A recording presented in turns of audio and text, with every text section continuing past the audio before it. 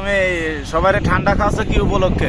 আমি সবারে ঠান্ডা খাওয়াচ্ছি মাননীয় প্রধানমন্ত্রী শেখ হাসিনা ইস্তেগফার দিছে ক্ষমতা থেকে, এই জন্য ঠান্ডা খাচ্ছি। আনন্দে বাংলাদেশ আবার নতুন করে স্বাধীনতা। বাংলাদেশ নতুন করে স্বাধীন হয়েছে, আমরা সবাই খুশি। আমরা এখন কথা বলা মানে স্বাধীনতা পাচ্ছি। স্বাধীনতার আমরা শুনতে পেলাম প্রবাস থেকে, সৌদি আরব থেকে গতকাল আমাদের বাংলাদেশ নাকি দ্বিতীয়বার আবার স্বাধীনতা লাভ করেছে। এ ব্যাপারে আপনি কতটুকু কি জানেন বলেন? জি আলহামদুলিল্লাহ, আমাদের বাংলাদেশ কালকে নতুন করে 1971 সালে যে স্বাধীন হয়েছিল দেশ, তারপরে 2024 সালে কালকে আমাদের বাংলাদেশ নতুন করে স্বাধীন হয়েছে। আলহামদুলিল্লাহ, আমাদের যত প্রবাসী আছে সকল প্রবাসী খুশি এবং আনন্দে উল্লাসে সবাই ভরে উঠছে। এবং আমাদের এখানে কিছু প্রবাসী খাসি আইনা পাঠিয়ে দিতেছে জবকেরা, তারপরে মিষ্টি বিলাই দিছে। দেখ আলহামদুলিল্লাহ, আমরা সবাই খুশি। এখন দেশটা একটু সচ্ছল হবে, প্রবাসীরা ব্যাংকে টাকা পাঠাবে মাশাআল্লাহ। বাংলাদেশের যত রেমিটেন্স আছে প্রবাস থেকে রেমিটেন্স পাঠায়, বাংলাদেশ যত আয় উন্নতি করা যায় প্রবাসীরা সেটা করবে মাশাআল্লাহ। আলহামদুলিল্লাহ আলহামদুলিল্লাহ। নয়ন ভাই, আপনি কিছু বলেন, বাংলাদেশ নতুন করে স্বাধীনতা লাভ করলে এ ব্যাপারে আপনার কি মতামত? ভাই, দেশ আমাদের স্বাধীন হয়েছে, স্বৈরাচার সরকার দেশ থেকে বিদায় হয়েছে। আলহামদুলিল্লাহ। এখন দেশকে কিভাবে উন্নত করতে হয় সেই দিকে আমরা সবাই। আচ্ছা, এ ব্যাপারে আমাদের রেমিটেন্স যোদ্ধাদের কি ভূমিকা পালন করা উচিত? এই আমরা যারা প্রবাসী আছি জি, তাদের সবাই হুন্ডি বিকাশ কোনো টাকা পাঠাবে না, শুধু ব্যাংক যাই যে কয় টাকায় পাঠাক ব্যাংকে পাঠাক। ব্যাংকে পাঠালে আমাদের দেশের উন্নতি, দেশে ভালো একটা সরকার গঠন হোক, হ্যাঁ, যাতে আমাদের প্রবাসীরা শান্তি মতো দেশে যাইতে পারে। এয়ারপোর্টের সকল যত বাজে কাজগুলি আছে এগুলি সব ঠিকঠাক করে রাখে। প্রবাসীদের জন্য কোনো সুযোগ সুবিধা পেতে আপনারা ইচ্ছুক কিনা, বা কি পেলে অবশ্যই কি সুযোগ পেতে চান আপনারা? এয়ারপোর্টে আমরা যখন যাই তখন আমাদের ওরকম ভাবে কেয়ার নেওয়া হয় না।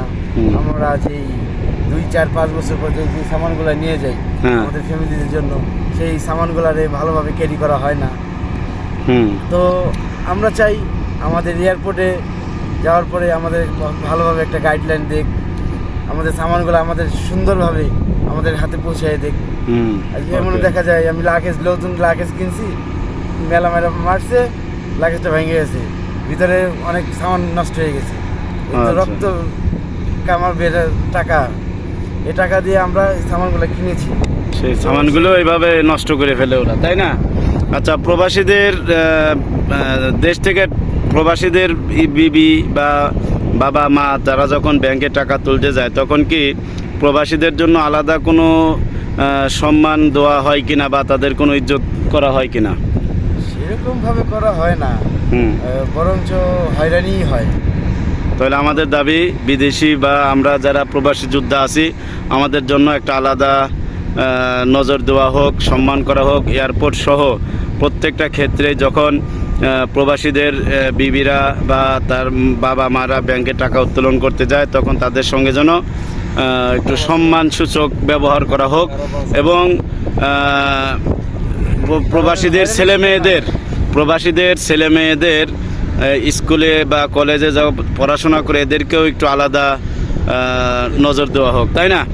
আচ্ছা বাহাদুর ভাই, আপনি এ ব্যাপারে কি বলেন? প্রবাস থেকে সৌদি আরব প্রবাস থেকে বাহাদুর ভাই দেখি কি বলেন। আমাদের বাংলাদেশ নতুন করে স্বাধীনতা হয়েছে, আমরা স্বাধীন পেয়েছি, আমরা স্বাধীনভাবে জানি চলতে পারি, এটাই আমাদের আশা আকাঙ্ক্ষা।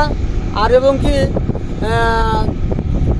যেই প্রধানমন্ত্রী হোক বাংলাদেশে, প্রবাসীর দিক দিয়ে জানি একটু খেয়াল রাখে, আমরা জানি একটু ভালো থাকতে পারি, আমরা জানি হয়রানি না হই। আমাদের ফ্যামিলির থেকে ব্যাংকে যাবে, আমরা ব্যাংকে টাকা পাঠাবো, যাতে জানি সম্মান মতন সুস্থভাবে টাকা পয়সা উঠিয়ে যার যার বাসায় ফিরতে পারে। ঠিক, যাদের অর্থাৎ পরিবারকে যেন একটু সম্মান করা হয়। আল্লাহ পাক জানো যার দ্বারায় প্রধানমন্ত্রীর দ্বারায় যে ব্যক্তি ভালোভাবে বাংলাদেশকে পরিচালনা ভাবে করতে পারবে সেই ব্যক্তি জানি আল্লাহ পাক তারই জানি প্রধানমন্ত্রী বানায়। আচ্ছা, ঠিক এটাই আছে, হলো আমাদের প্রবাসীদের কামনা। এবারকে আমাদের আন্দোলনের মূল নায়ক কারা? এই আন্দোলনের মূল অগ্রনায়ক কারা ছিল? রিয়াজুল, এ ব্যাপারে তোমার কি মতামত?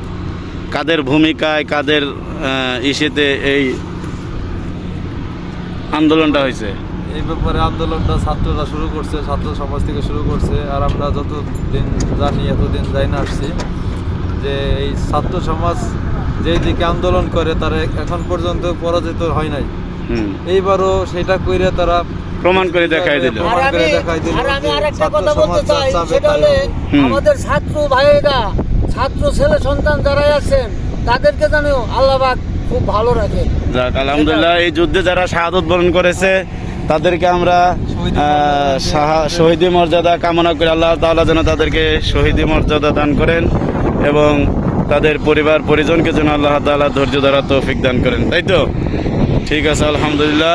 আমরা বাংলাদেশের সকল ছাত্র আন্দোলনে যারা অংশগ্রহণ করেছিল, দেশে এই 1971 সালের পর আবার এই 2024 সালের যে ছাত্র আন্দোলন করেছিল, ছাত্র আন্দোলন করে সর্বশেষ ছাত্র আন্দোলনের সঙ্গে আমজনতাও যোগদান করেছিল, যার ফলে সকলে যখন ঝাঁপিয়ে পড়লো বাংলাদেশকে আবার নতুন করে স্বাধীনতা ফিরে আনতে হবে, তখন সকলেই উঠে পড়ে লেগেছে বাংলাদেশকে জীবন দিয়ে হলেও, রক্ত দিয়ে হলেও বাংলাদেশকে আমরা নতুন করে আবার স্বাধীনতা ফিরে পেতে চাই, আমাদের সম অধিকার ফিরে পেতে চাই।